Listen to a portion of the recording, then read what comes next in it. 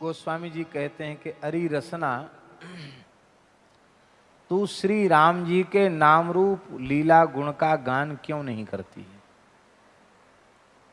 कौन तुझे रोक रहा है? क्या बाधा है? क्या परेशानी है? तू बोलना तो जानती है, बोलती तो रहती है।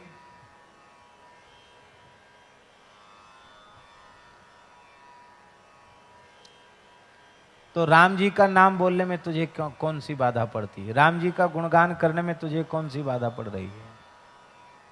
महाराज जी, पुराण का श्लोक है, इस संसार का सबसे बड़ा आश्चर्य क्या है? ये आवाज गूंज रही, इसको ठीक करो। इस संसार का सबसे बड़ा आश्चर्य क्या है? लोग कहेंगे दुनिया में 7 आश्चर्य हैं। हमारे यहाँ का ताजमहल भी लोग कहते हैं एक आश्चर्य है, 7 आश्चर्य में एक आश्चर्य है। ये सब कोई आश्चर्य नहीं है। लोक की दृष्टि में ये आश्चर्य हो सकते हैं, संतों की दृष्टि में ये कोई आश्चर्य नहीं।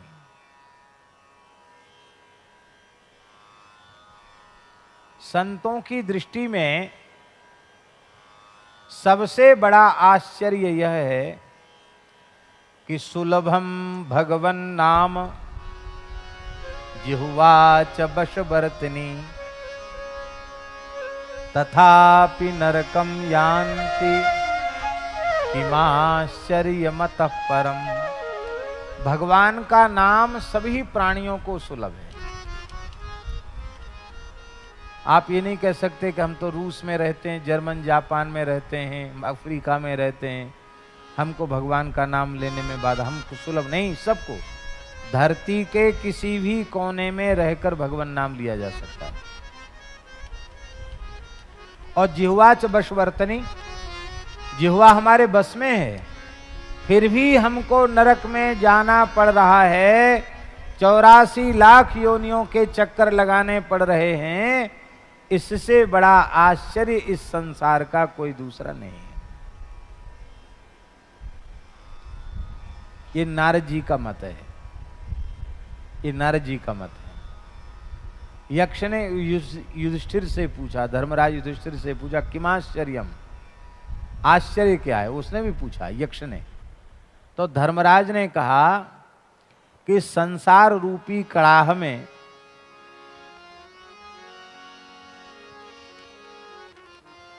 त्रिविध ताप से तापित जीव उबाले जा रहे हैं।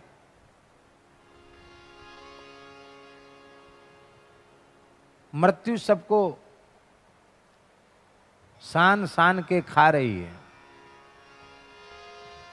लेकिन शेषाह जीवितुम इच्छन्ति, जो काल कबलित हो गए वो तो गए काल के गाल में।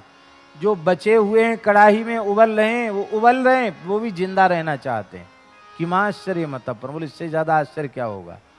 संसार में पड़े रहना चाहते हैं, इससे मुक्त होने का यत्न नहीं करते हैं। मनुष्य जन्म प्राप्त करके भी इससे बड़ा आश्चर्य और कोई दूसरा नहीं है, ये युधिष्ठिर कह रहे हैं। तो संसार चक्र से छूटने का यत्न क्या है? साधन क्या है? बोले काहे ना रसना राम ही गावहीं। हरि रसना, तू राम जी का गुणगान क्यों नहीं करती? सबसे सरल साधन यही है।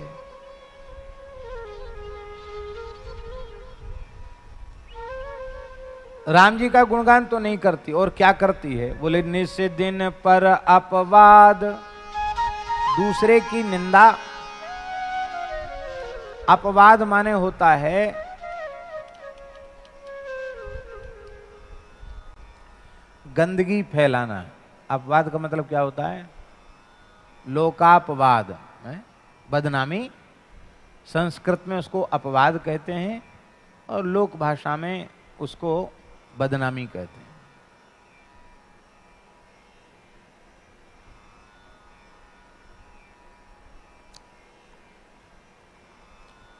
सज्जन व्यक्ति का कर्तव्य है कि अपनी कोई बुराई हो तो उसको अपने पूज्य गुरुजनों के सामने उजागर करके उसका प्रायश्चित पूछ ले प्रायश्चित कर ले, ये सज्जन का कर्तव्य है। और किसी की भी बड़ी से बड़ी बुराई, बड़े से बड़ा दोष सुनाई पड़ जाए या दिखाई पड़ जाए तो उस गंदगी को आगे न फैलावे, वहीं खत्म कर दे उसको।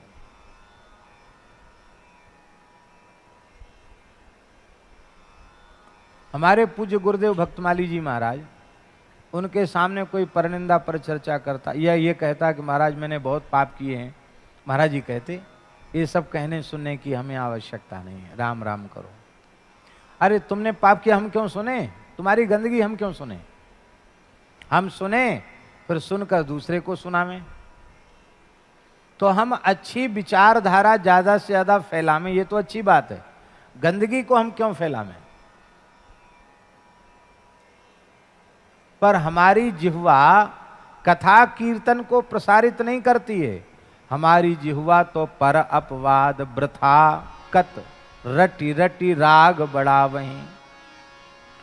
जितनी पर निंदा पर चर्चा करोगे उतना तुम्हारा जन्म व्यर्थ जाएगा, जीवन व्यर्थ जाएगा। उस पर निंदा परापवाद को कह कह के रट रट करके तुम राग क्यों बढ़ा रहे हो? स्वामी जी, जैसे अश्विनी कुमार जो है ना, वो दो हैं, एक को बुलाओ तो दो ही आवेंगे, अकेला कोई आएगा नहीं। बसु 8 हैं, एक को बुलाओगे तो 8 आएंगे, ये पक्का है। सनकादिक 4 हैं, एक को बुलाओगे 4 आएंगे, ये पक्के है। ठीक इसी प्रकार से राग अकेले कभी रहता ही नहीं, उसका अभिन्न सहचर है द्वेष। राग है इसका मतलब द्वेष अपने आप आ जाएगा। द्वेष को निमंत्रित नहीं करना पड़ेगा। राग के बिना द्वेष की सृष्टि होती नहीं, और राग रहेगा तो द्वेष रहेगा, और राग द्वेष रहेंगे तो भगवान में प्रेम कभी प्रकट होने वाला नहीं। आप चाहे जो कुछ कर लो, न ज्ञान उत्पन्न होगा, न भक्ति उत्पन्न होगी, न कोई साधन सफल होगा। राग द्वेष से मुक्त होना ही पड़ेगा।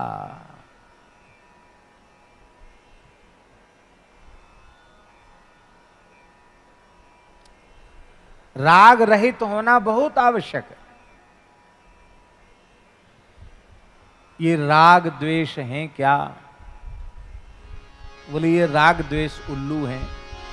कौन है ये? राग द्वेष उल्लू हैं, उलूक पक्षी हैं, राग द्वेष उल्लू हैं। और उल्लुओं का अस्तित्व दिन में नहीं रहता। कब रहता अस्तित्व? रात में। दिन में तो उल्लुओं को दिखता ही नहीं।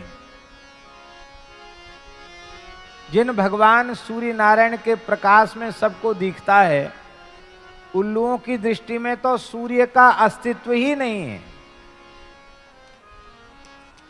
पूज्य बक्सर वाले मामा जी कहते थे कि एक बार अखिल ब्रह्मांड स्तर का उलूक सम्मेलन हुआ, उल्लुओं का सम्मेलन। अखिल भारतीय नहीं, पूरे ब्रह्मांड के उल्लू एक जगह इकट्ठे हुए और उन्होंने बड़ा लंबा चौड़ा शास्त्रार्थ किया और इस सर्वसम्मति से घोषणा कर दी कि सारी दुनिया झूठ बोल रही है कि सूर्य सूर्य सूर्य कुछ नहीं। सूर्य नाम की कोई वस्तु इस ब्रह्मांड में है ही नहीं।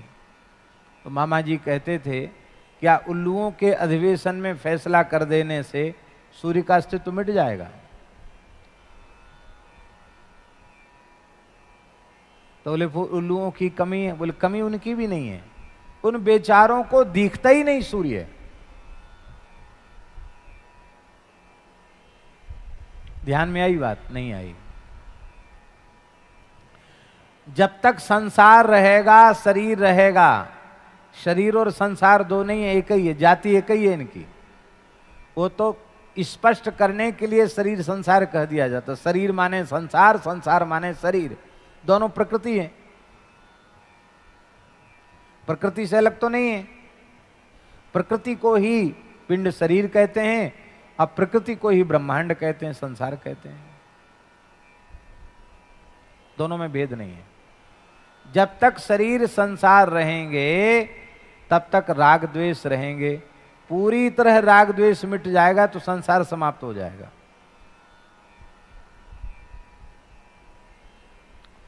आप लोग कहेंगे तब तो बहुत अच्छी चीज है राग द्वेष, संसार बना रहे, कितना बढ़िया संसार है। अरे भाई, ये ईंट पत्थर और ये व्यक्ति तो जैसे थे वैसे बने रहेंगे। धाता यथा पूर्वम अकल्पयत। तुम्हारा संसार नष्ट हो जाएगा, और जब तुम्हारा संसार नष्ट हो जाएगा तो जड़ चेतन जग जीव जत सकल राम मैं जान। बंदऊं तिनके पद कमल सदा जोरी जुग पान। सिय राम मैं सब जग जानी करऊं प्रणाम जोरी जुग पानी।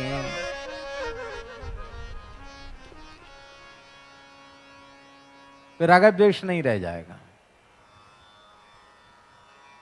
राग द्वेष का अभाव ही संसार का अभाव है, और राग द्वेष का रहना ही संसार का रहना है। द्वेष मन में है तो उसका पक्का है कि राग पहले भीतर होगा, बिना राग के द्वेष उत्पन्न ही नहीं होगा। राग होगा तो द्वेष होगा, द्वेष होगा तो राग होगा। ये दोनों एक साथ ही रहते, अलग रह ही नहीं सकते। और रहना तो इनको है ही है, क्योंकि ये बिल्कुल भी नहीं रहेंगे सृष्टि में तो सृष्टि ही नहीं रहेगी। संस्कृति का चक्र ही अवरुद्ध हो जाएगा। तो इन उल्लुओं को अंधा हम कैसे बनावें? ये रागद्वेष रूपी उल्लू हमारे जीवन में अंधे कैसे हों? गोस्वामी जी ने उपाय बताया है। ममता तरुण तमी अंधियारी। ममता तरुण तमी अंधियारी। राग द्वेष उलूक सुखकारी। राग द्वेष उलूक सुखकारी। तब लगी बसत जीव मन माही। तब लगी बसत जीव मन माही। जब लगी प्रभु प्रताप रवि नाही। जब लगी प्रभु प्रताप रवि नाही। ममता रूपी तरुण रात्रि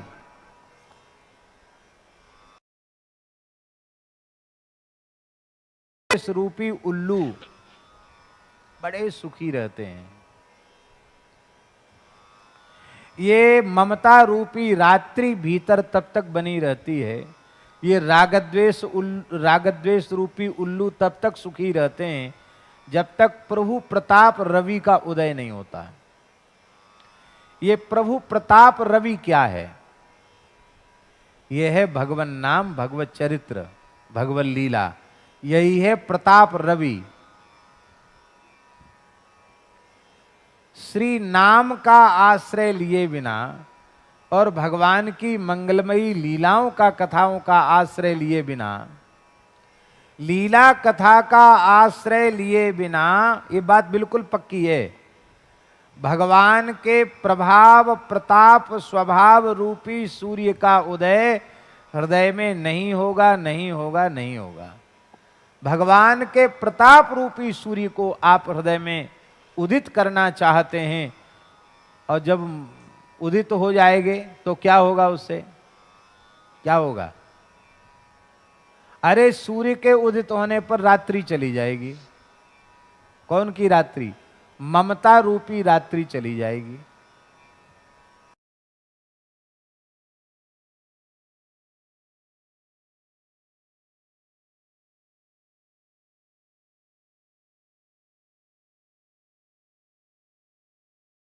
रात्रि के विदा होते ही समता रूपी सवेरा हो जाएगा।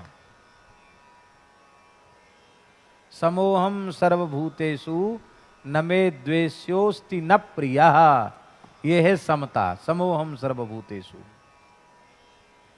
ये समोहम सर्वभूतेषु, ये समता का सूर्य उदित हो जाएगा। समता का सूर्य उदित हो जाएगा।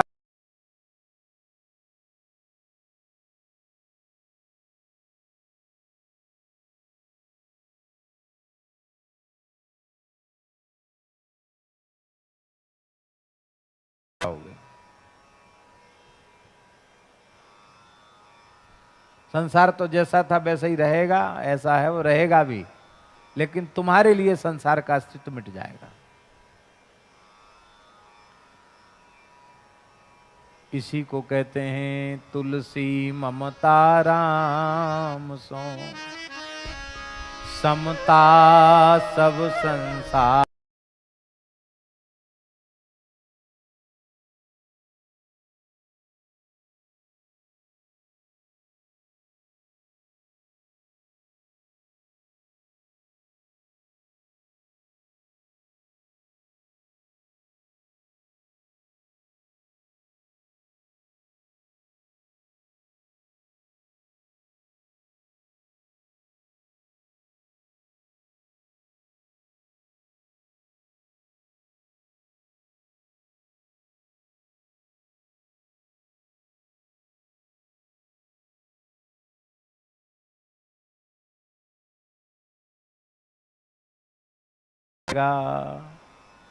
इसलिए तू राम नाम का जप क्यों नहीं करता है? राम नाम को रटता क्यों नहीं है? देखिए, राम नाम लेने में कोई बाधा नहीं, और उस राम नाम को तुम लेते नहीं हो। पर निंदा पर चर्चा में अपनी जिह्वा को तिरस्कृत कर रहे हो, नष्ट कर रहे हो। राग बढ़ा, वही राग को बढ़ा रहे हो, द्वेष को बढ़ा रहे हो। तुम स्वयं संसार के चक्र में पिस रहे हो, जा रहे हो, कूद रहे हो। संसार की आग में कोई धकेल नहीं रहा है तुमको। तुम स्वयं अपनी जिह्वा का दुरुपयोग करके, परनिंदा पर चर्चा करके, अपनी जिह्वा को जिह्वा का तिरस्कार करके, रसना का तिरस्कार करके तुम स्वयं नरक की ओर जा रहे हो। अरे भले आदमी, विचार तो करो। नर मुख सुंदर, कितना सुंदर मनुष्य का मुख तुमको मिला है।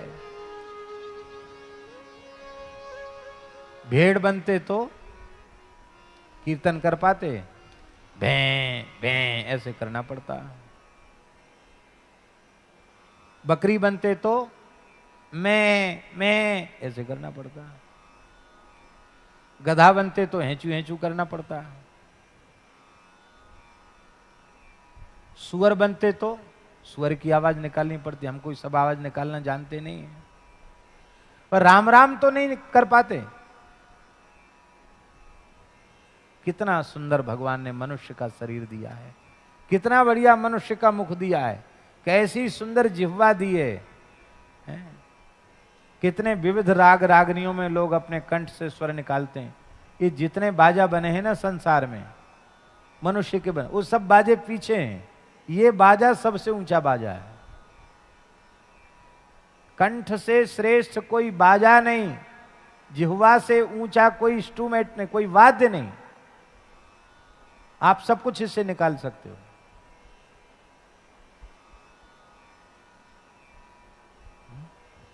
और क्या ठाकुर जी की सृष्टि है। अब स्वामी जी का स्वर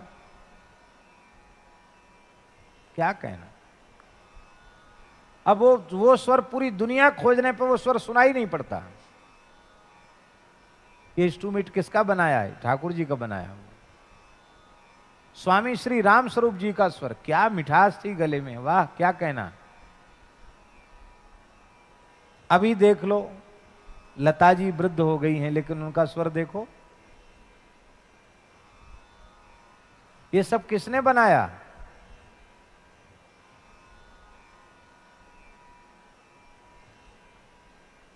गवैया भी, लोक संगीत गाने वाले भी एक से एक हुए। कम समय तक जीवित रहे मुकेश जी, लेकिन उनका स्वर देख लो।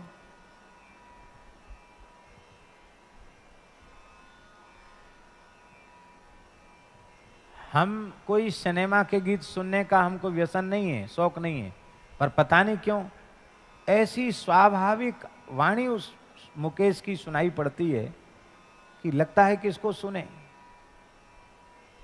ये किसका बनाया हुआ कंठ है? ठाकुर जी का बनाया हुआ।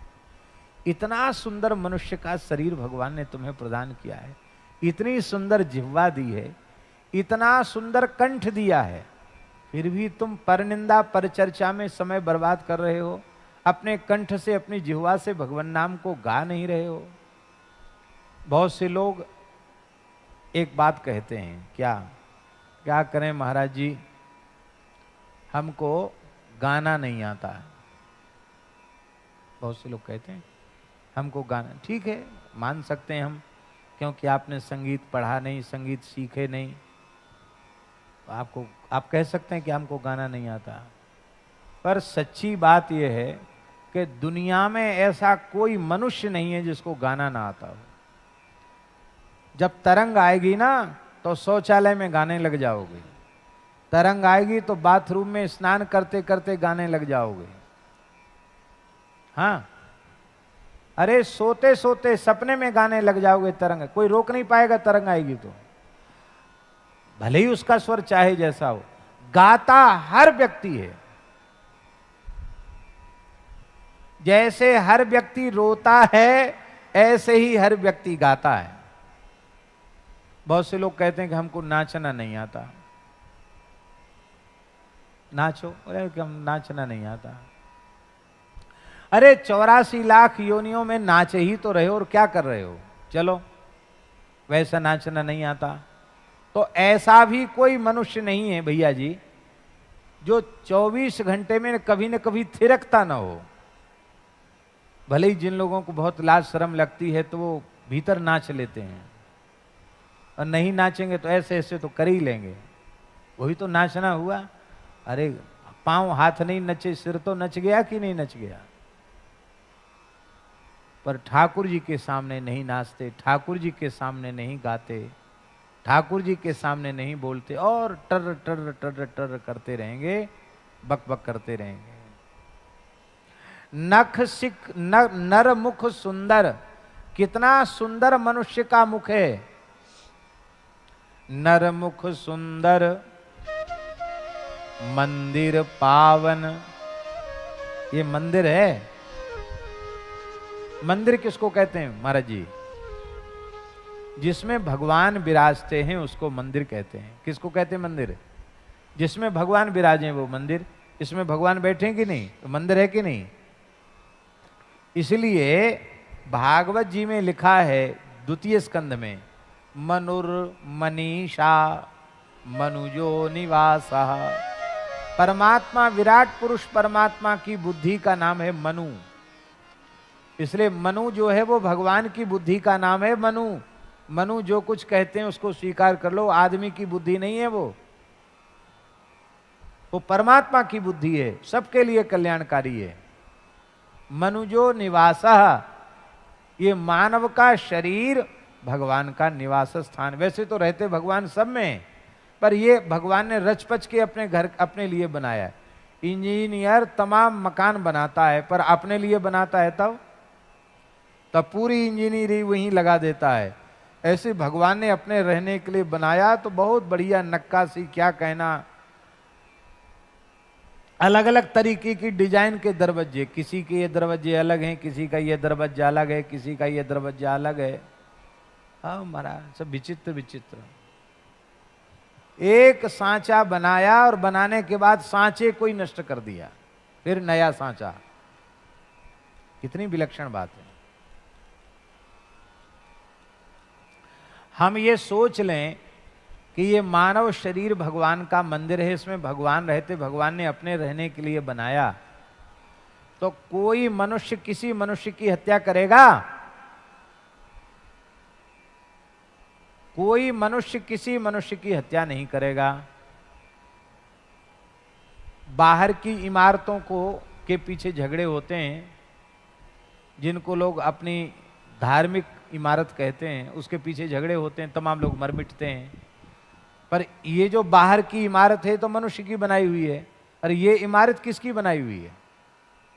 ये परमात्मा की बनाई हुई है। इस परमात्मा की बनाई हुई इमारत को नष्ट करने में तनिक भी लोग विचार नहीं करते। ये विचार आ जाए कि भगवान के बनाए हुए मंदिर हैं, तो इन मंदिरों को कोई नष्ट नहीं करेगा। ये समझ में आ जाए कि ये शरीर भगवान का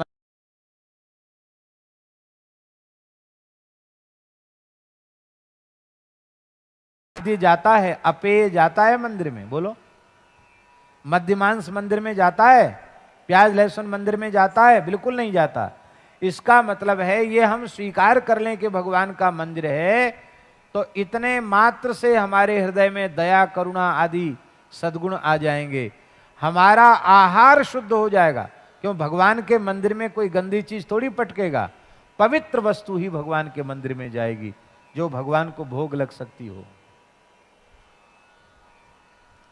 एक महात्मा का अभ्यास था, वो भोजन करने बैठते तो एक नया मंत्र बोलते थे। क्या? कौन सा मंत्र? हाथ जोड़ के कहते, हे भगवान तोहरे पेट में जाए। क्या कहते? हे भगवान तोहरे पेट में जाए। तोहरे पेट में जाए, बोले क्या मतलब? बोले बैठे हुए भगवान, उनको प्यास लगती है तो उनको पानी पिला देते हैं, उनको भूख लगती है तो उनको भोजन करा देते हैं। जितने पानी पीकर वो संतुष्ट हो जाते, कहते हैं बस बंद, बस हो गया तो बंद कर देते हैं। जितने भोजन से संतुष्ट हो जाते, वो ठीक है पूरा हो गया तो ठीक है पूरा हो गया, ना हम कुछ खाते हैं ना पीते हैं। हे भगवान तोहरे पेट में जाए। कितनी बढ़िया बात है।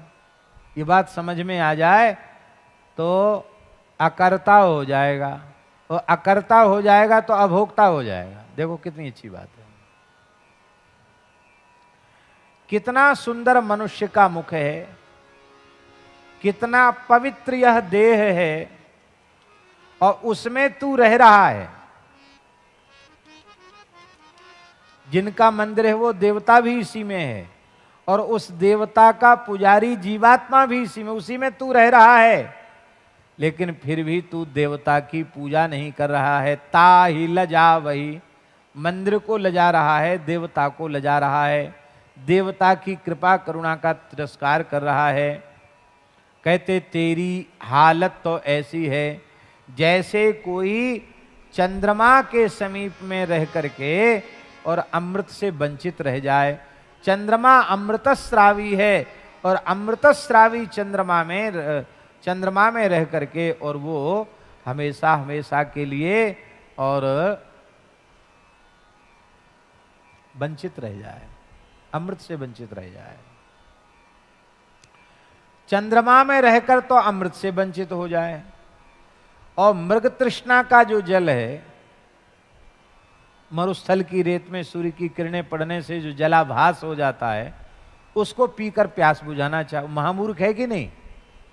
जिस चंद्रमा से अमृत झर रहा है उसको तो पिया नहीं, और अब मृग तृष्णा रूपी जल को पी करके अपनी प्यास बुझाना चाहता है। यदि मानव शरीर प्राप्त करके, नक्सिक सुंदर शरीर प्राप्त करके, इतनी सुंदर जिह्वा प्राप्त करके भी भगवत गुणगान नहीं करता है, तो वह तो उस मूर्ख के समान है। और कथा नहीं सुनता, जबरदस्ती कथा सुनानी पड़ती है, जबरदस्ती प्रतिबंध लगा लगा के कथा सुनानी पड़ती है कि नहीं कथा सुनोगे तो ऐसा करेंगे, नहीं कथा सुनोगे तो ऐसा करेंगे।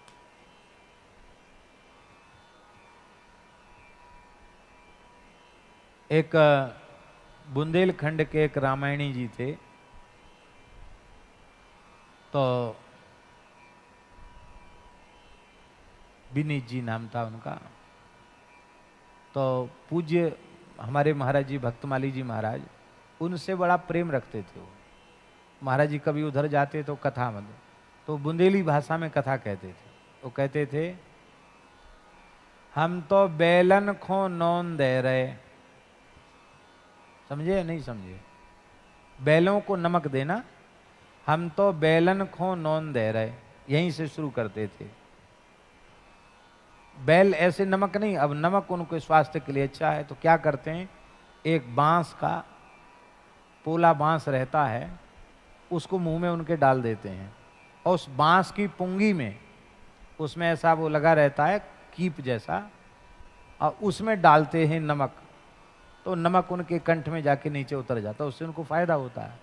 तो जैसे बैलों को नमक दिया जाता है जबरदस्ती, नाथ पकड़ के खींच के, बोले ऐसे हम सबको बिठा के बेलन को नौन दे रहे हम।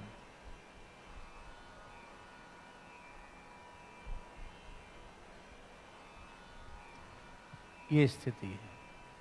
भगवान की कथा में मन नहीं लगता, कीर्तन में मन नहीं लगता। देखिए अपराधी तो हम खुद भी हैं। जिन लोगों की बहुत विशेष कोई बाध्यता है, अब कई महापुरुष ऐसे हैं जो 1:30-2 बजे रात को बैठ जाते हैं, 8 बजे तक एक आसन से बैठते हैं, उनके लिए तो कोई बाध्यता नहीं, उनका नियम है, 50 वर्ष से नियम चला आ रहा, उनके लिए तो कोई बाध्यता नहीं है। पर जो लोग पड़े पड़े सोते हैं 6 बजे तक, और यहाँ 5 बजे इतना सुंदर प्रार्थना हो रही थी, इतना सुंदर स्वामी जी का प्रवचन, यहाँ तो हॉल में बढ़िया नहीं सुनाई पड़ता है भले ही, लेकिन हमारे कुटिया में जहाँ दास का आसन है वहाँ तो ऐसे लग रहा था कि जैसे हमारे कान पर ही प्रार्थना बज रही हो और पूरी स्वामी जी की एक एक बात स्पष्ट सुनाई पड़ रही थी। तो लोग नहीं गए। कितने लोग आए? बहुत कम लोग आए। आना चाहिए कि नहीं?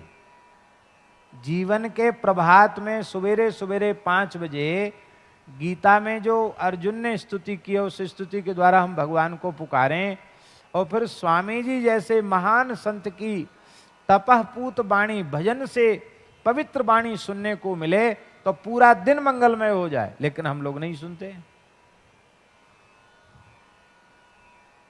हमको भी आना चाहिए, लेकिन हमने इस समय कुछ ऐसा नियम बनाया है, विचार करते हैं कि भले ही हमको सोने में तनिक विलंब हो, लेकिन 3:30 बजे हम उठ जाएं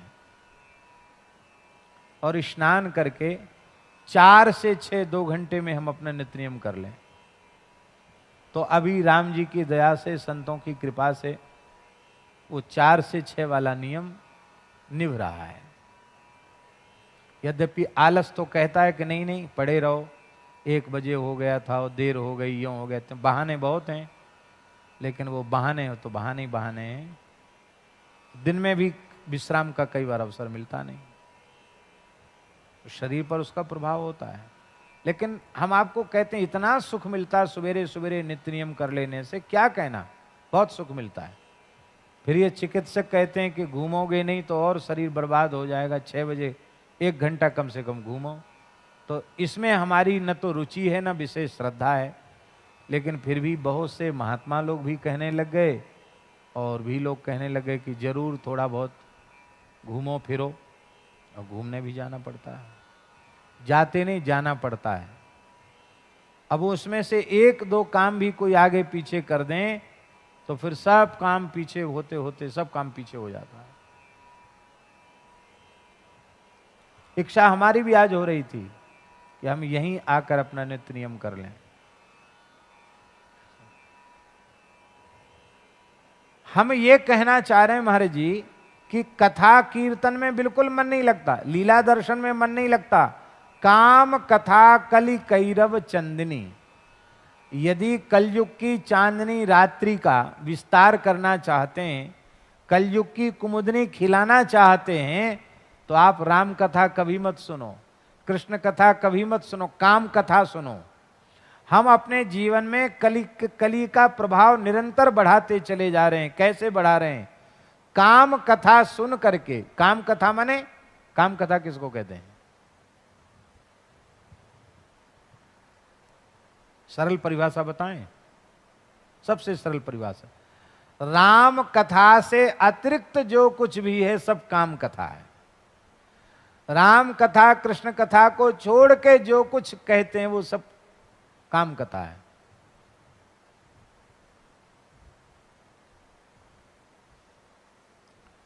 श्री आनंदमयी मां से एक बात पूछी गई, आनंदमयी मां से। हमने तो आनंदमयी, श्री आनंदमयी मां का प्रत्यक्ष दर्शन नहीं किया, यद्यपि वे उस काल में थी, लेकिन अवसर नहीं मिला प्रत्यक्ष दर्शन का। लेकिन उनके परिकर, उनके साधकों का दर्शन खूब होता रहता है। तो हमने सुना कि श्री आनंदमयी मां से किसी ने पूछा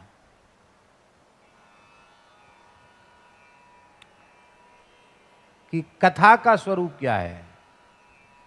तो उन्होंने कहा, आनंदमयी मां ने कहा, हरि हरिदास कथा कथा बाकी सब व्यथा। क्या कहा? हरि हरिदास कथा कथा बाकी सब व्यथा। माने भगवान और भगवान के भक्तों की चर्चा को ही कथा कहते हैं। इसके अतिरिक्त आप जो कुछ कहते सुनते हैं वो कथा नहीं, वो व्यथा है। तो उस काम कथा को कान दे के सुनते हैं। यहां बैठ के बढ़िया से बढ़िया माइक लगा है कथा में, ऐसे नींद आ जाएगी। और वहां बैठ के कोई ऊटपटांग चर्चा कर रहा है, यहीं से देखेंगे क्या कह रहा है, उसके होठ कैसे हिल रहे हैं, आंख कैसी मटक रही है, अरे ये कह रहा होगा। और लोग इतने अच्छे विचार कर लेते, हाँ यही कह रहा होगा, ये पक्की बात है।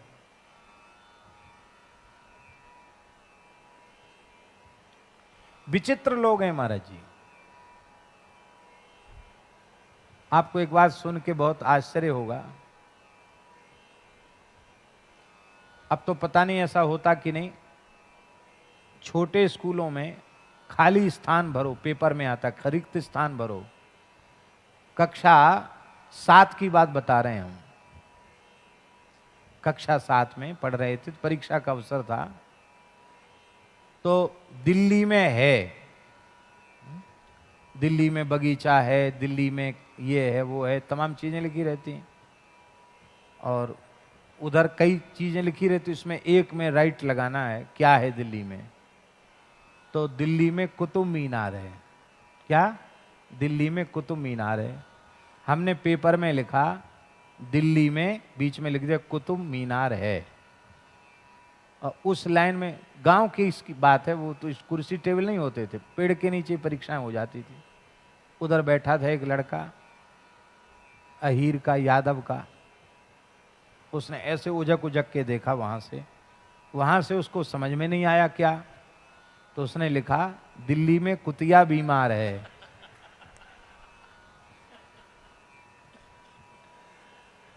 एक अध्यापक थे, ब्राह्मण देवता थे, तो ऐसे बड़ा मोटा चश्मा लगाते थे, वो छड़ी लेके घूम रहे थे, कोई नकल तो नहीं कर रहा है।